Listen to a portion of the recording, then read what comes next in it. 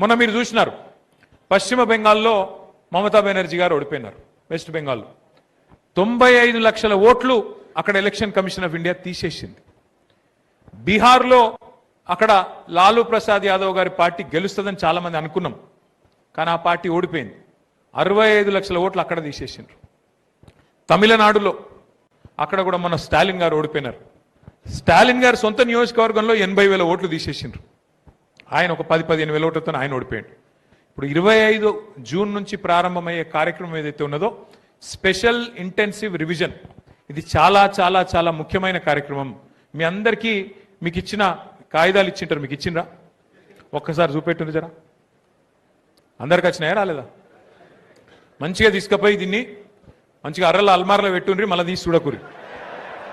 నాకు తెలుసు మీరు ఏం చేస్తారు. తీసుకుపోయి ఇంట్లో ఇట్లా వారేసి మళ్ళీ పక్కకు బండెక్కి అవతల పడ్డామంటే పొలం కాడికి పోయినామంటే మళ్ళీ మనకు గుర్తు కూడా ఉండదు. దయచేసి చాలా కష్టపడి మీకు విలువైన సమాచారం వల్ల ఉన్నది, చదువుండ్రి, అర్థం చేసుకోండి. 4 మాటలు చెప్తా అది కూడా విని మనసుకి ఎక్కించుకోమని చెప్పి నా ప్రార్థన. ఒకసారి ప్రజెంటేషన్ చాలు చేయాలి. ఎక్కడున్నారు మరి మనోళ్ళు? ఈ ఎస్ఐఆర్ అనే కార్యక్రమం ఏంది మీకు ఒక్కసారి ఎక్స్ప్లెయిన్ చేసే ప్రయత్నం నేను చేస్తా. భారతదేశానికి స్వాతంత్రం వచ్చింది 1947 15 ఆగస్టు. మనకొక సంవత్సరం తర్వాత మనకు స్వాతంత్రం వచ్చింది సెప్టెంబర్ 17 1948. మీ అందరికీ ఎరికే. స్వాతంత్రం వచ్చిన కొత్తల పెద్దలు నెహ్రూ గారు, గాంధీ గారు, అట్లాగే పెద్ద మనుషులు చాలామంది కూర్చొని మరి ఎటు పోవాలి దేశం, కొత్తగా స్వాతంత్రం వచ్చింది, మనది మనం పరిపాలించుకోవాలి, ఎట్లా పరిపాలించుకోవాలి, ఏం చేయాలి, వివిధ దేశాల అనుభవాలు ఎట్లున్నాయి, అన్నిటి సమాహారంగా ఏం చేస్తే బాగుంటుందని ఆలోచన చేసి పెద్దలు భారతరత్న డాక్టర్ బాబాసాహెబ్ అంబేద్కర్ గారి నేతృత్వంలో ఆ రోజు ఒక కమిటీ వేసి, మీరు చాలా పెద్ద మనిషి, మీరు తెలివైన వాళ్ళు, మీరు నడపండి అని చెప్పి వారికి బాధ్యత అప్పచెప్తే మరి వారు 3 సంవత్సరాలు కష్టపడి అందరితో చర్చించి మరి భారత రాజ్యాంగాన్ని రూపొందించారు. ఆ రాజ్యాంగం అమల్లోకి వచ్చిన రోజే గణతంత్ర దినోత్సవంగా మనం జరుపుకుంటాం. మీ అందరికీ కూడా తెలుసు. భారత రాజ్యాంగం యొక్క గొప్పతనం ఏంటంటే ఇవాళ అంబానీ కావచ్చు, లేదా వేములవాడలో శాతరాజ్ పల్లెలో ఉండే ఒక దళితుడు, ఒక బలహీన వర్గాలకు సంబంధించిన ఒక బిడ్డ కావచ్చు, అంబానీ అయినా ఇక్కడ మన వేములవాడలో ఉండే ఒక సామాన్యుడైనా రాజ్యాంగం ప్రకారం బాబాసాహెబ్ రాసిన కానూన్ ప్రకారం ఇద్దరికి ఒకటే ఓటు ఉంటుంది, ఆ ఓటుకు ఒకటే విలువ ఉంటుంది. ఇది ఇప్పుడు నేను చెప్తేనేమో అల్కగా అనిపిస్తుంది. వేరే వేరే దేశాలలో ఓటు హక్కు కోసం పోరాటాలు జరిగినాయి. అమెరికాలో చాలా కాలం నల్ల జాతీయులకు ఓట్లు లేకుండే. అమెరికాలో చాలా శతాబ్దాల పాటు మహిళలకు ఓటు హక్కు లేదు. కానీ మన దేశంలో డాక్టర్ బాబాసాహెబ్ లాంటి ఒక గొప్ప వ్యక్తి ఆ బాధ్యత తీసుకున్నాడు. కాబట్టే మొట్టమొదటి ఎన్నికల్లోనే అందరికీ సమాన ఓటు హక్కు, మహిళలకు కూడా ఓటు హక్కు కల్పించిన మహానుభావుడు డాక్టర్ బాబాసాహెబ్ అంబేద్కర్. ఈ మాట ఎందుకు చెప్తున్నా అంటే ఆ రాజ్యాంగంలోనే ఒక మాట రాసిన అంబేద్కర్ గారు, జనాభా పెరుగుతున్నది, పెరిగిన జనాభాకు అనుగుణంగా 10 ఏళ్లకు ఒకసారి జనగణన చేయాలి, సీట్లు పెంచాలి, అట్లాగే ఎక్కడన్నా ఓట్లు సవరించేది ఉంటే ఓట్లు కూడా సవరించాలి అని పెట్టిండ్రు. దాని ప్రకారం ఏంటిది, ఈ ఓట్ల వడపోత కార్యక్రమం. ఎస్ఐఆర్ అంటే పెద్ద అర్థం కాని ముచ్చటేం కాదు. ఓట్ల వడపోత కార్యక్రమం, ఓటర్ లిస్టును జల్లెడబట్టే కార్యక్రమం, గంత తప్ప ఏం లేదన్న. దాని విషయం ఒకసారి మీకు చెప్తా. ఇది మొదటిసారి జరగలేదు, ఇది మొదటిసారి జరుగుతలేదు భారతదేశంలో. ఇది వరకు 13 సార్లు జరిగింది, ఇది 14వసారి. కానీ ఈసారి కొన్ని అనుమానాలు ఉన్నాయి కాబట్టి మనం జాగ్రత్తగా మనం ఉంటే మంచి జరుగుతుందన్న ఉద్దేశంతో ఎన్నికల కమిషన్ దగ్గరికి మన పార్టీ తరఫున నేనే పోయి ఎన్నికల కమిషన్ బీహార్ అప్పుడే మమ్మల్ని అందరినీ పిలిచింది 6 నెలల కిందట, 9 నెలల కింద పిలిస్తే పోయి అడిగినాం, సార్ మీరు ఇదేదో అధికారిక ప్రక్రియ అని చెప్పి ఆఫీసర్లకు అప్పచెప్తే కాదు, మీరు కంపల్సరీ ప్రతి పార్టీకి సంబంధించిన నాయకులు, కార్యకర్తలు ప్రతి పోలింగ్ బూత్లో ఉంటారు, మాకు కూడా అవకాశం ఇవ్వాలి, ఆల్ పార్టీ కమిటీ వేయండి అని మనం అడిగినాం. అడిగితే దానికి అనుగుణంగానే ఇవాళ బూత్ లెవెల్ ఏజెంట్ ఒక్కొక్క పార్టీకి ఒక్కొక్క ఏజెంట్ను నియమించుకునే వెసులుబాటు వాళ్ళు కలిగించినారు. మరి ఏంది అసలు దీని ప్రాసెస్ ఏంది, ప్రక్రియ ఏంది, దీని కథ ఏంది ఒక్కసారి మీకు తెలియాలి. ఎస్ఐఆర్ 13 సార్లు జరిగింది భారతదేశంలో. నేను మీకు చెప్పిన లాస్ట్ టైం ఎప్పుడు జరిగింది, చివరిసారి 2002లో జరిగింది. 2002లో వేములవాడ నియోజకవర్గం లేదు, అప్పుడు మీకు యాదకుండాలి. అప్పుడు నేరెల్లో ఉండే, సిరిసిల్ల ఉండే. ఇప్పుడున్న వేములవాడ అప్పుడు సిరిసిల్లలు ఉండే, నేరెళ్ళ ఇప్పుడున్న సిరిసిల్ల అంతా అప్పుడు నేరెళ్ళలు ఉండే, మీకు ఎరికే. సో అప్పుడు ఆ కాలంలో 2002లో అప్పుడు ఎస్ఐఆర్ జరిగింది. అప్పుడు ఉమ్మడి ఆంధ్రప్రదేశ్ ఉండే, తెలంగాణ లేకుండే. మరి ఇప్పుడు అన్ని మారినాయి. తెలంగాణ అయ్యింది, వేములవాడ నియోజకవర్గం 2009-8 అయింది. మరి 2002 లిస్టు తీసుకుంటారు. రెండోది ఏం చేస్తారు, 2025 మొన్న జరిగిన లేటెస్ట్ 2025 ఓటర్ లిస్టు కూడా తీసుకొని పక్కకు పెట్టుకొని, ఇక్కడ ఇంపార్టెంట్ పాయింట్ ఏంటంటే 2002లో కొంతమంది పిల్లలు ఆ రోజు పుట్టి ఉండరు.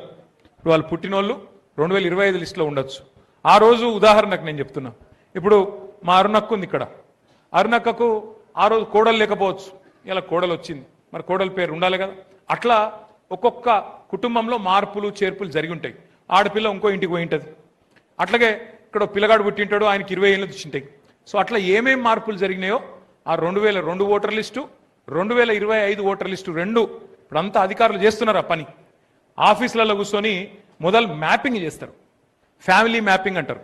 ఉదాహరణకు మరి ఆ కుటుంబంలో ఎవరు ఉన్నారు 2002 లిస్టులా 2025 లిస్టులా వాళ్ళు టిక్ పెట్టేస్తారు. వాళ్ళకు కొత్త పేర్లు ఏమైనా ఉన్నాయనుకో 2025 లిస్టులో, వీళ్ళు ఎవరు, కొడుకా, అల్లుడా, బిడ్డనా అని చెప్పి లింకు పెట్టాలి. దానికోసం ఆ లింకు కానోళ్ళు కుటుంబం ప్రూఫ్ డాక్యుమెంట్లతో పాటు ఒక ఫారం నింపాల్సి ఉంటుంది.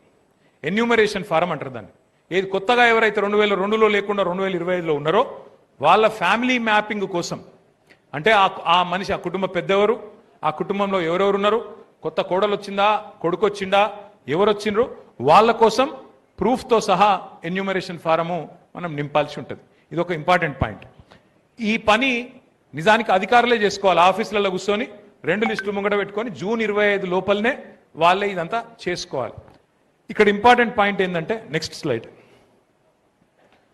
మనం ఎక్కడొస్తాం.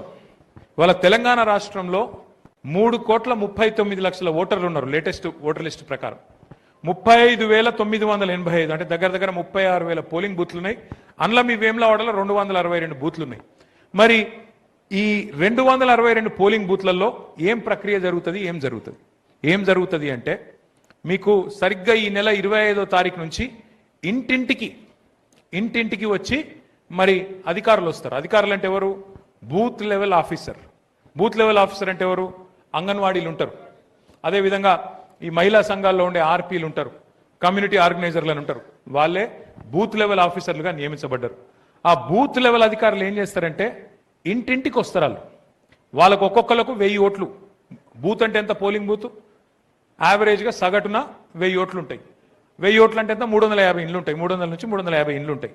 ఆ 350 ఇండ్లు 30 రోజులల్లా, జూన్ 25 నుంచి జూలై 24 వరకు, నెల రోజులు, అంటే రోజుకొక 10 ఇండ్లు అనుకోండి, తిరగాలి. తిరిగి మొత్తం ఆ ఇంట్లో ఎవరు ఉన్నారు ఎవరు లేరు మొత్తం టిక్కులు పెట్టుకోవాలి. ఎవరైనా లేకపోతే తీసేయాలి. ఇక్కడ ఏం చూస్తారు ముఖ్యంగా అంటే 4 రకాలుగా చూస్తారు. ఒకటి, ఎవరైనా చనిపోయిన వాళ్ళు ఉంటే వాళ్ళ ఓటు తీసేయాలి. ఓటు తీసేయాలి. ఎవరన్నా కొత్తగా 18 ఏళ్ళు నిండిన వాళ్ళు ఉంటే వాళ్ళ ఓటు రాపియాలి. మూడోది, దబ్బని ఎవరన్నా వేములవాడలో ఎవరన్నా పోయి కరీంనగర్లో స్థిరపడ్డారు. చాలామందికి మీకు తెలుసు, నేను చెప్పాల్సిన అవసరం లేదు. ఒక ఓటు ఊళ్ళు ఉంటుంది, ఇంకోటి వేములవాడ పట్టణంలో ఉంటుంది, ఇంకోటి కరీంనగర్లో ఉంటుంది, ఇంకోటి హైదరాబాద్లో కూడా ఉంటుంది. కొంతమంది ఇప్పుడు మా చీరలోంచి వెళ్ళినారు. ఇక్కడ మా చీరలంచా ఊరు అదే కనబడ్డారు కాబట్టి అంటున్నాను. లక్ష్మణ్ ఉన్నాడు. చీరలంచోళ్ళు ఇదివరకు సిరిసిల్లలు ఉండే, ఇప్పుడు మడ్మానేరు కట్టినాక ఏమైంది, అంతా ఇటు వచ్చి ఇక్కడ కాలనీ కట్టుకున్నాక ఓటు అక్కడ ఉన్నది ఇక్కడికి రావాలి. ఇప్పుడు ఒకసారి నిజంగా చెప్పాలంటే కొన్ని ఓట్లు అక్కడ ఉన్నాయి, కొన్ని ఇక్కడ ఉన్నాయి, కొన్ని 2 కూడా ఉన్నాయి. అక్కడ సిరిసిల్లలో ఓటేయచ్చు, వేములవాడలో ఓటేయచ్చు, అట్లా 2 ఓట్లు ఉన్నాయి. చెప్తా మీకు వివరంగా చెప్తా. ఇప్పుడు ఏమైతుంది దీంతోనంటే, ఒక మనిషికి ఒకటే ఓటు మిగులుతుంది. ఇక మీరు డిసైడ్ చేసుకోవాలి, మీరు చీరలంచలు అక్కడ ఉంటారా, నాయనూరిపల్లిలు ఉంటారా, ఇక్కడ R&R కాలనీలు రాయించుకుంటారా, డిసైడ్ చేసుకోవాలి. ఒకటే ఓటు మిగులుతుంది. అయితే ఇక్కడ ఏంటంటే, మొదలు జూలై 24 దాకా, వచ్చే నెల 24 తారీఖు దాకా ఇంటింటికి BLO BLA ఇద్దరు పోవాలి. మన బూత్ లెవెల్ ఏజెంట్లు ఎవరైతే ఉన్నారో మీరు కూడా ఉండి ఏమేం చేయాలో కూడా నేను చెప్తా. తర్వాత 31 జూలై 24 జూలై మొత్తం ఇల్లు తిరుగుడు అయిపోయాక వారం రోజుల లోపల ముసాయిదా లిస్టు డ్రాఫ్ట్ పబ్లిష్ చేస్తారు. మనకేమైనా అభ్యంతరాలు ఉంటే నెల రోజులు టైం ఉంది. 1 ఆగస్టు నుంచి ఆగస్టు 30 దాకా 30 రోజుల టైం ఉంది. ఇక ఫలానా వాళ్ళ పేరు తప్పుపడ్డది, ఫలానా వాళ్ళ లింగం తప్పుపడ్డది, మగ ఆయనకు లేడీ అని రాసిండ్రు, ఫోటో తప్పుపడ్డది, మార్చండి అని చెప్పేందుకు 30 రోజుల టైం ఉంది. ఆ 30 రోజులలో మనం అబ్జెక్షన్ ఫైల్ చేయాలి. ఇదంతా కూడా మీకు ఇచ్చిన బుక్లలో ఉంది. అందుకే అంటున్నా మీరు ఇంటికి వెనక వాటిని పారేయకుని జర చదువుని రండి. ఆ 30 రోజులలో మనం అబ్జెక్షన్స్ ఏవైతే లేవనెత్తుతామో ఎలక్షన్ కమిషన్ కూడా నెల రోజులు టైం ఉంటుంది వాళ్ళకు కూడా. ఎప్పుడు 30th ఆగస్ట్ నుంచి సెప్టెంబర్ 30th దాకా 30 రోజులు టైం తీసుకొని వాళ్ళు కూడా అభ్యంతరాలని పరిష్కారం చేయాలి. అభ్యంతరాలు ఎలక్షన్ కమిషన్ అంటే ఎక్కడనో కాదు, మీ ఆర్డీఓ, మీ తహసీల్దారు, మీ కలెక్టర్ ఇక్కడనే సిరిసిల్లలో వేములవాడలో ఇక్కడనే ఉంటుంది తప్ప ఎక్కడికో పోయేదేం లేదు. ఆఖరికి 1 అక్టోబర్ నాడు ఈ అబ్జెక్షన్స్ అన్ని క్లారిఫై అయిపోయాక 1 అక్టోబర్ నాడు ఫైనల్ లిస్టు, ఒకటే లిస్టు పబ్లిష్ అవుతుంది. అది తుది లిస్ట్ అవుతుంది. ఇది చాలా చాలా ఇంపార్టెంట్. రాష్ట్ర ప్రభుత్వం ఎన్నికలు పెట్టబోతా ఉందని సమాచారం వస్తున్నది. జెడ్పీటీసీలు, ఎంపీటీసీలు, మండల పరిషత్ ఎన్నికలు, జిల్లా పరిషత్ ఎన్నికలు పెడతారు ఈ సంవత్సరంలో అని చెప్పి వార్తలు వస్తున్నాయి. మరి ఇదివరకు లోకల్ బాడీకి ఒక ఓటర్ లిస్ట్ ఉంటుండే, ఎమ్మెల్యేకి ఇంకో ఓటర్ లిస్ట్ ఉంటుండే, ఎంపీకి ఇంకొక ఓటర్ లిస్ట్ ఉంటుండే. దానికి దీనికి బూతులతో సహా కొన్ని మార్పులు చేర్పులు ఉంటుండే. ఇప్పుడు అట్లుండదు. ఇక ఒకటే ఓటర్ లిస్ట్గా జెడ్పీటీసీకైనా, ఎంపీటీసీకైనా, ఎమ్మెల్యేకైనా, ఎంపీకైనా ఒకటే ఓటర్ లిస్టు. కాబట్టి ఇక్కడ కూర్చున్న నాయకుల్లో ఎవరైతే ఎంపీటీసీలు కావాలనుకుంటున్నారో, ఎవరైతే జెడ్పీటీసీలు కావాలనుకుంటున్నారో వారందరితో నా ప్రార్థన, అందరికంటే ఎక్కువ సీరియస్గా మీరే తీసుకోవాలి ఈ ఎక్సర్సైజ్ అని చెప్పి నా ప్రార్థన.